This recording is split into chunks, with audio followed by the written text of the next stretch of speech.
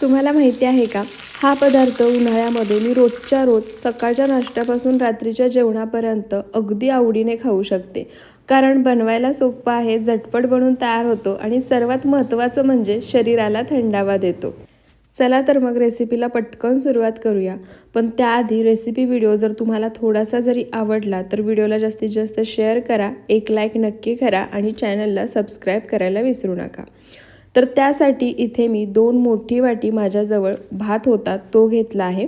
आता ही रेसिपी बनवण्यासाठी किंवा हा पदार्थ बनवण्यासाठी शक्यतो शिळ्या भाताचा वापर करतात, पण मी या ठिकाणी ताजा भात वापरते. ताजा भात वापरताना सुद्धा तो पूर्णपणे थंड करून घ्यायचा आहे. आता हा भात सुरुवातीला एखाद्या चमच्याने हलकासा मॅश करून घ्यायचा. त्यानंतर यामध्ये 1 वाटी दूध घालायचं. तर इथे ज्या वाटीने मोजून मी भात घेतला आहे ना, त्याच वाटीने मोजून 1 वाटी दूध घातले.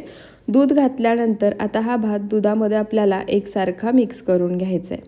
तर इथे पहा, भात मी दुधामध्ये छान एकसारखा मिक्स करून घेतला आहे. आता यामध्ये ज्या वाटीने भात आणि दूध मोजून घेतलं होतं त्याच वाटीने 2 वाटी इतकं दही घालायचं.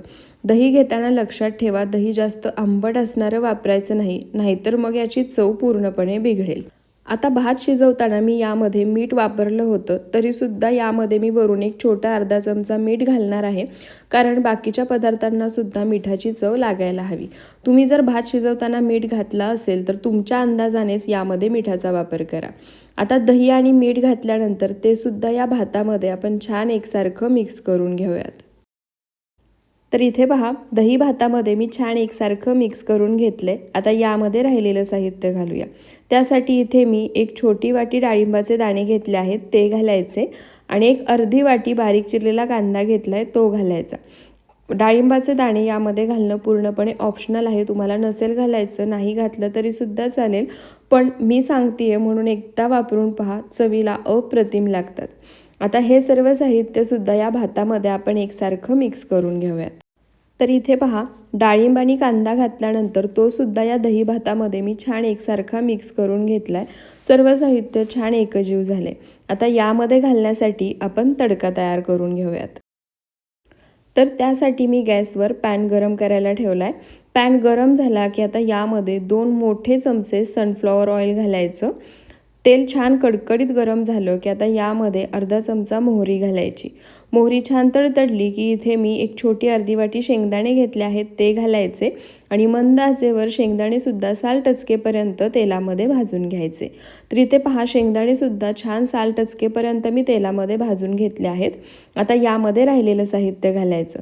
त्यासाठी इथे मी हिरवी मिरची, कढीपत्ता, लाल सुक्या मिरच्या, अर्धा चमचा उडीद डाळ, अर्धा चमचा चणा डाळ घेतली आहे.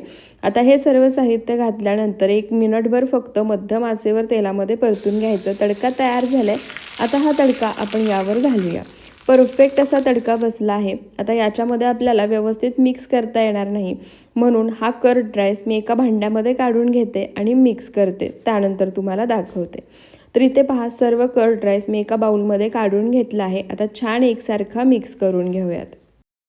तर इथे पहा, सर्व कर्ड राईस मी छान एकसारखा मिक्स करून घेतला आहे.